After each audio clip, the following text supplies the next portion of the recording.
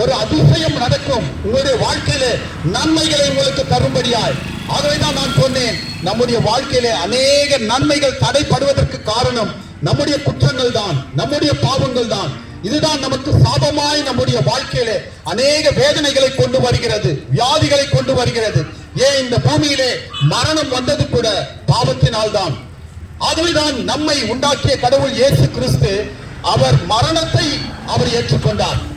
கடவுளுக்கு மரணமே இல்லை, ஆனால் அவர் மரணத்தை ஏற்றுக்கொண்டதற்கு காரணம் இதோ பாவத்தின் சம்பளம் மரணம் என்று வேதம் கூறுகிறது.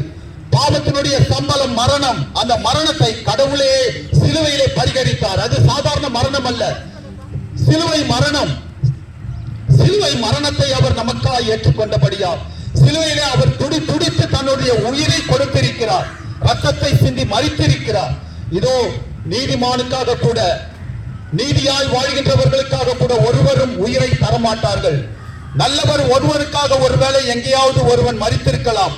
ஆனால் நாம் பாவிகளாய் இருக்கும் பொழுது, கெட்டவர்களாய் இருக்கும் பொழுது, பாவங்களை செய்திருக்கும் பொழுது, கடவுளுக்கு முன்பாக துரோகங்களை அநியாயங்களை செய்திருக்கும் பொழுது இயேசு கிறிஸ்து நமக்காக மரித்திருக்கிறார்.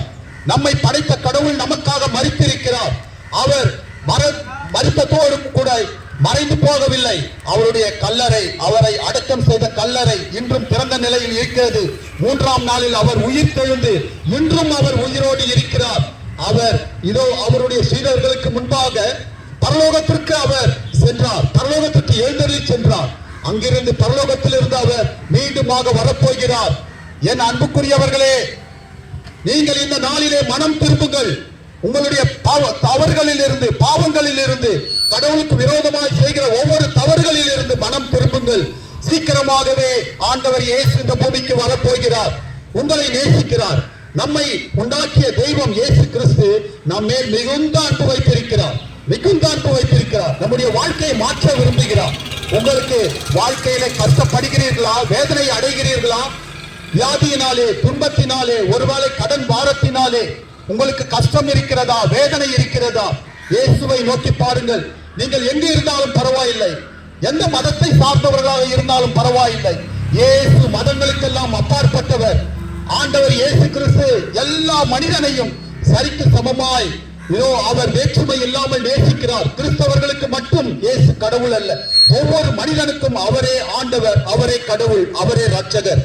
ஆகவே இந்த நாளிலே நீங்கள் எங்கிருந்தாலும், வீடுகளில் இருந்தாலும் இயேசுவே என்று சொல்லி பாருங்கள். ஆண்டவர் இயேசுவே எனக்கு உதவி செய்யுங்கப்பா என்று சொல்லி பாருங்கள்.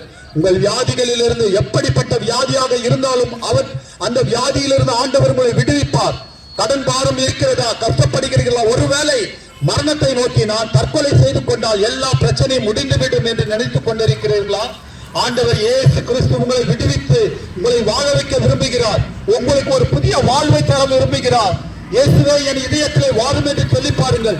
ஆண்டவர் இயேசு கிறிஸ்து உங்கள் வாழ்க்கையிலே வந்தால் நிச்சயமாகவே உங்களுக்கு எல்லா கஷ்டங்களில் இருந்தும், எல்லா வேதனைகளில் இருந்தும் ஒரு நிச்சயமாக விடுதலை உண்டு. நீங்கள் ஏன் அழ வேண்டும்? நீங்கள் ஏன் வேதனைப்பட வேண்டும்? நீங்கள் ஏன் கஷ்டப்பட வேண்டும்?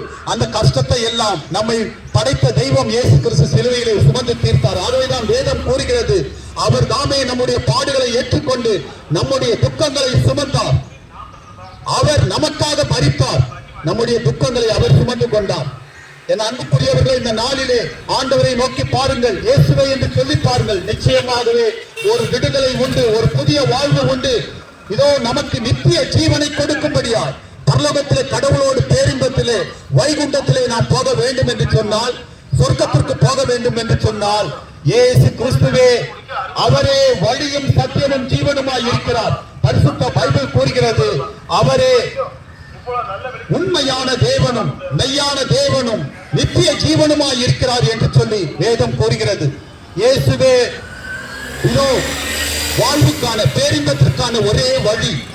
இயேசுவே வழியும் சத்தியமும் ஜீவனுமாய் இருக்கிறார். ஆண்டவர் இயேசு கிறிஸ்து நம் வாழ்க்கையிலே வரும்பொழுது நாம் பரிசுத்த ஒரு வாழ்க்கையை வாழ முடியும், பரிசுத்த ஒரு வாழ்க்கை வாழ முடியும், நல்லவர்களாக நாம் மாறிவிட முடியும். இந்த பூமியிலே ஒரு சில வேலைகளிலே நாம் நன்மைகளை பிறருக்கு செய்யலாம், ஆனால் வாழ்வு முழுவதுமாகவே நாம் நல்லவர்களாக இருக்க முடியாது. ஆனால் இயேசு கிறிஸ்து உங்கள் வாழ்க்கையில வந்துவிட்டால் நீங்கள் நல்லவர்களாக மாறி போவீர்கள்.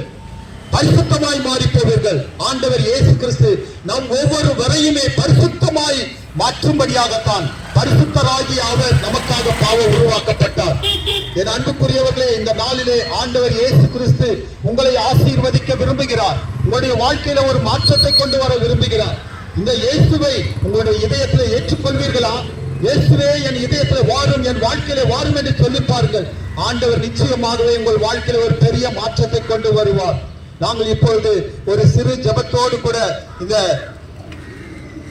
இதை நாங்கள் முடிக்கின்றோம்.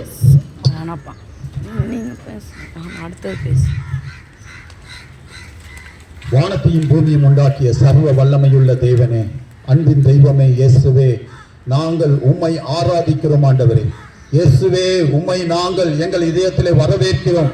நீர் எங்களுக்கு வேண்டும் ஆண்டவரே. We need you Lord Jesus. இயேசுவே, நாங்கள் உம்மை எங்கள் இதயத்திலே வரவேற்கிறோம் ஆண்டவரே. அப்பா, நிச்சயமாகவே நீர் எங்களுக்காக இந்த பூமியிலே பிறந்தது மாத்திரம் அல்ல, எங்களுக்காக சிலுவையிலே உமது ஜீவனை தந்திருக்கிறீர், ரத்தம் சிந்தி மரித்திருக்கிறீர். அப்பா, எங்கள் பாவங்களுக்குரிய சகல தண்டனைகளையும் உம்மீது நீர் ஏற்றுக்கொண்டீர் ஆண்டவரே. இயேசுவே, எங்கள் பாடுகளை ஏற்றுக்கொண்டு எங்கள் துக்கங்களை நீர் சுமந்து கொண்டீர் ஆண்டவரே. இயேசுவே, நீரே எங்களுக்காக காயப்பட்டீர், எங்கள் அக்கிரமங்களுக்காக நீர் நொறுக்கப்பட்டீர், எங்கள் பாவங்களுக்காக நீர் தண்டிக்கப்பட்டீர் ஆண்டவரே. எங்களை நலமாக்கும் தண்டனையை உம்மீது நீர் ஏற்றுக்கொண்டீர். இந்த வேளையிலே ஆண்டவரே, இந்த பகுதியில் இருக்கிற ஒவ்வொரு குடும்பங்களையும் ஒவ்வொரு தனி நபரையும் உமது கரத்திலே நாங்கள் ஒப்புக் கொடுக்கிறோம். ஒவ்வொரு வரையும் ஆசீர்வதிங்கப்பா. உமது ஆசீர்வாதமே ஐஸ்வர்யத்தை கொண்டு வரும், செல்வத்தை கொண்டு வரும் என்று நாங்கள் வேதத்தை வாசிக்கிறோம். நீர் அனைவரையும் நேசிக்கிறீர், ஒவ்வொரு வரையும் நேசிக்கிறீர், ஒவ்வொரு வரையும் தேவரீர். அப்பா, வாழ வைக்க உம்மால் முடியும். இயேசுவே, நீர் சர்வ வல்லமையுள்ள தேவன் ஆண்டவரே. உம்மால் கூடாத காரியம் என்று ஒன்றுமில்லை. நீர் சொல்ல ஆகும், நீர் கட்டளையிட நிற்கும் ஆண்டவரே. வானங்களை உண்டாக்கினவரே, சூரியனையும் சந்திரனையும் நட்சத்திரங்களையும் உண்டாக்கினவரே, நீர் சர்வ வல்லமையுள்ள தேவன் ஆண்டவர். எங்களுக்காகவே நீர் எல்லாவற்றையும் இந்த பூமியிலே செய்து முடித்தீர். பரலோகத்திற்கு சென்றிருக்கிறீர், மீண்டுமாக இந்த பூமிக்கு வரப்போகிறீர்.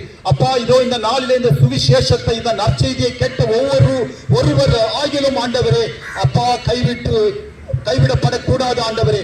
அப்பா, ஒருவராகிலும் கைவிடப்படக்கூடாது இயேசுவே. ஒருவரும் அழியக்கூடாது என்று விரும்புகிறீர். எல்லாரும் மனம் திரும்பி வாழ வேண்டும் என்று விரும்புகிறீர்.